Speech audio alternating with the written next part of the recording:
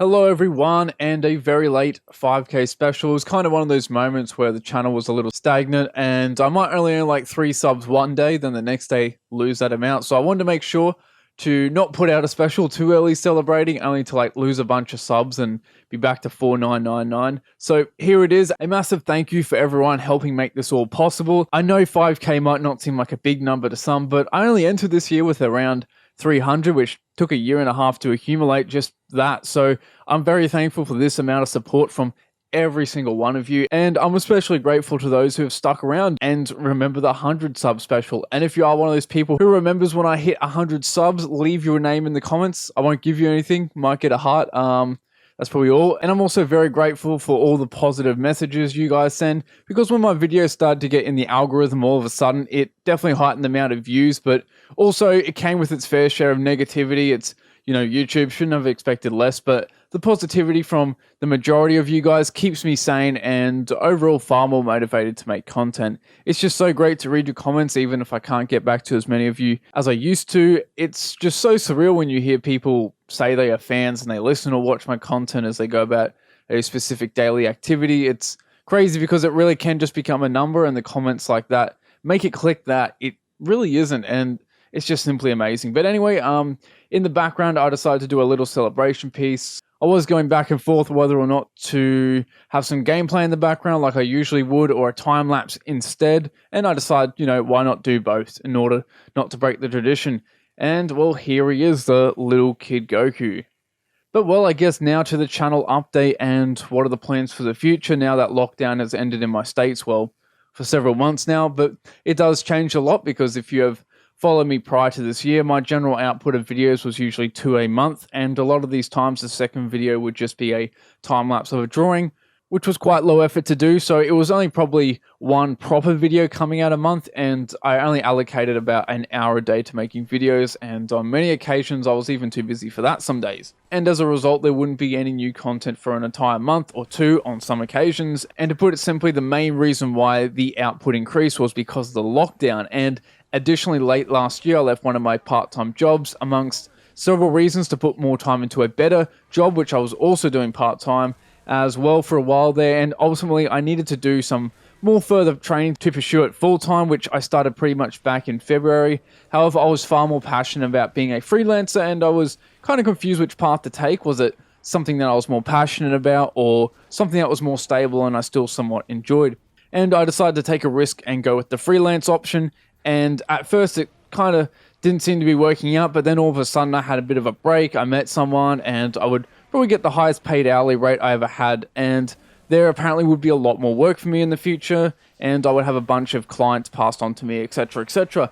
Then the lockdown happened the next week, and that opportunity pretty much evaporated, and so did the other job I was still considering. But just after the first week of lockdown, my channel all of a sudden started to pick up a lot of views, and I earned more subs in a week than I had in an entire year, thanks to everyone here probably watching this. And with all the extra volunteer work I was additionally doing on the side being cancelled for the moment, I had the most time I ever had and probably ever will have to make videos. And so I didn't really have to worry about time or money because, well, I couldn't really earn much. So I was a lot less particular on the videos I would make, which leads me back to my main point, the reason why I've said this, that now since the lockdown is over and I've returned to, well, most of the work I was doing, it is a lot harder trying to uphold that weekly schedule. And so there are two main considerations now when making videos. One, how long will it take to produce due to limited time? And two, will it get any views and make any money, amongst the other two important ones? Is it something that people will enjoy and a video I'll enjoy making? Now, of course, don't get these confused with the sole reasons I make content, because money isn't the main drive to make Dragon Ball content. I love talking about the series, amongst many others. These are just more so the requirements I usually consider, amongst others, like posting frequently every week, for example, because, well, YouTube reduces traffic if you don't, even though at times I kind of would prefer to go back to a video once every 2 or 3 weeks, if I'm honest, but that's not really viable. But anyway, back to where I was saying, it does affect what topics I will cover going forward, and is why when you guys request videos on certain topics, I don't always rush out to do them. Or if you have suggested a video idea in the past that I may have hinted at doing and I never actually acted on it, this is usually the reason why. And is also the reason I haven't made a part 2 for like GT vs Super Battles, or made a new addition to the best looking episode series, because it's just not something possible to do now. And depending on what projects I'm working on for a client will depend on how much I can put into YouTube every week, and it affects the length of videos, such as the previous two, which were only 6 minutes each, due to a new project I've been commissioned for. Although in regards to the length of videos, it can also be a little arbitrary at times. Case in point, going over the best frames in DBZ took far less time to make than the Nakatsuru one, despite being longer, just because the Nakatsuru video took a lot longer to write, more research for the script and edit overall. So I've made sure to choose topics in the last month or so that generally don't take that long to make, with exception to the Takahashi one. I still roughly spend about 2 or 3 days on these videos, so they aren't low effort by any means, but at least it doesn't take a week. Then the second point, views and therefore money. Since I'm doing freelance, time is money, and if I'm going to sacrifice extra days that I could be working on a project to finish a longer video, I have to make sure that I'm getting something financially to make up for it. Of course, there are exceptions like the Araki video. I knew I wouldn't make any money, but I wanted to do it because I felt like I owed it to some of you who had been asking me back since 2018 even to talk about Araki, and it had been forever since I had done a video on something non-Dragon Ball. And so since it wouldn't take too long to produce, I could make an exception, even though I would earn peanuts from it.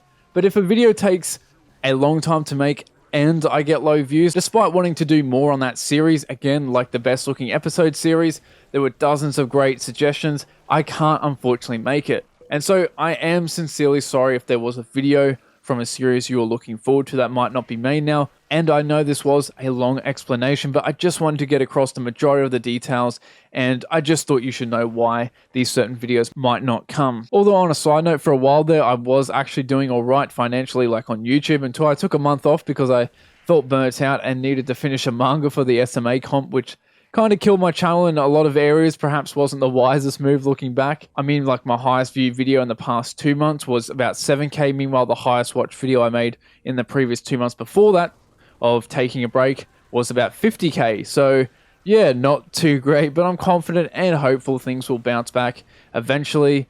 These things do take a while, and I'm happy in the meantime to keep on making content for you all. I definitely believe that the quality of the content has increased. For one, I'm not using a headset mic. I've also decided to stop reusing the Dragon Ball soundtrack from the original series in every single video. It was getting repetitive, and I decided to go with synth wave instead. It just feels a little more professional and gives a nostalgic aesthetic to videos, which, I mean, works well with the whole reason I decided to choose this name, Forgotten Relics, going over media from the past, etc, etc. And lastly, it differentiates my content just a bit from feeling the same as all the other Dragon Ball content. But I guess I'll end it there. I know that was a bit rambly. I rarely, if ever, go into the behind the scenes and talk about myself and what's going on, the plans, you know. And so I guess, yeah, I'll end the video here. And thank you once again for all your support, and especially if you stuck to the end. And with that, I will see you in the next video.